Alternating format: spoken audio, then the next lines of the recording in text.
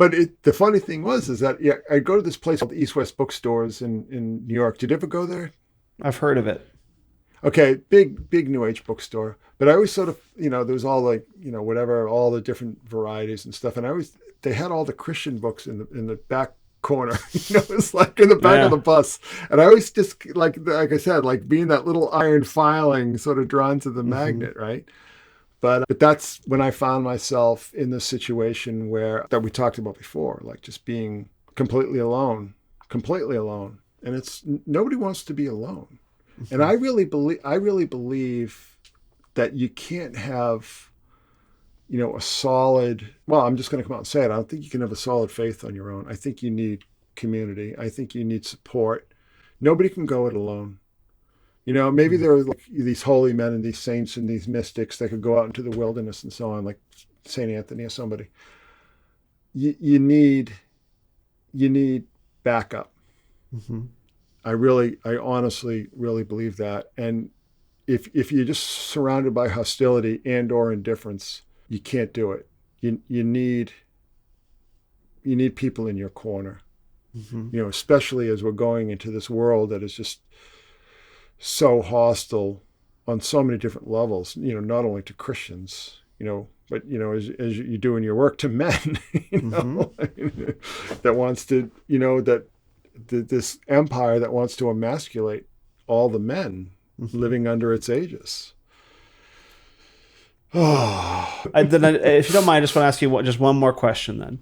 So for people who are encountering synchromysticism and your work for the first time and these related subjects, what can they do to prevent themselves from going off the deep end?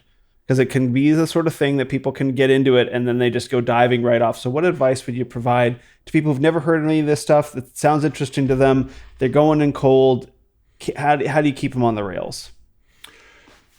I'm glad you asked me that question. It's a very important question because a lot of times, maybe every time, when people get into it, they think, oh, this is about me.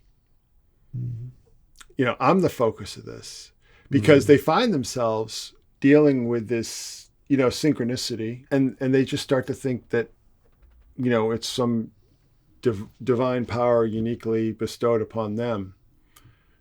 There's more to it, but 3 simple words I think will help. It's not about you. 4 simple words. Okay. 4 simple words. It's not about you. It's not about you. Mm-hmm. It's not about you.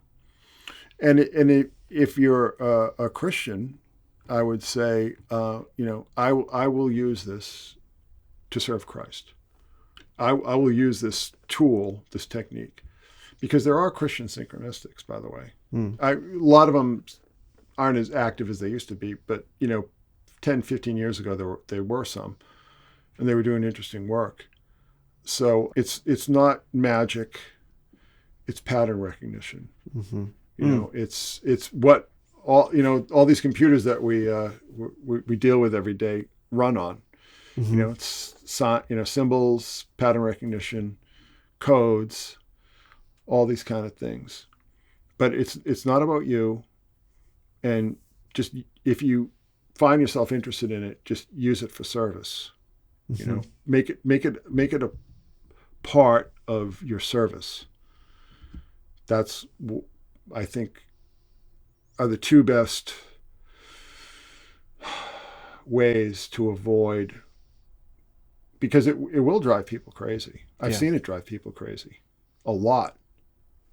And it's kind of difficult for me because a lot of them, believe me, over the years, a lot of these people have come to me and they've lost their minds. Yeah. I think they were kind of maybe moving that way to begin with. And it's like, I kind of have to say, like, I'm not your therapist. Mm-hmm. I'm not a doctor.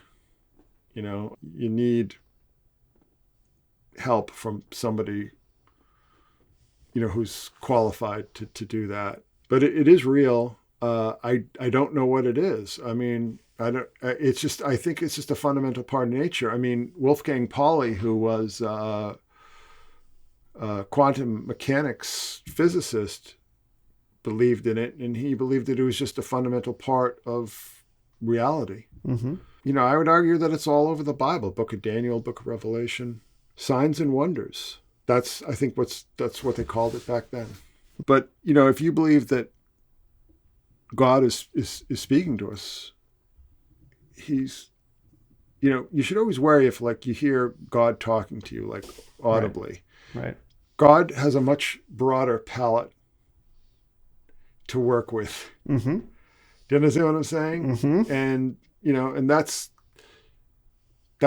how I first approached it. And interesting enough, I'm coming back to that realization. Mm-hmm. You know, you might find yourself adrift, you know, unanchored. But I don't know, just be faithful and trust God to bring you back. I think is all you can do. Amen, sir. Love it. Thank you.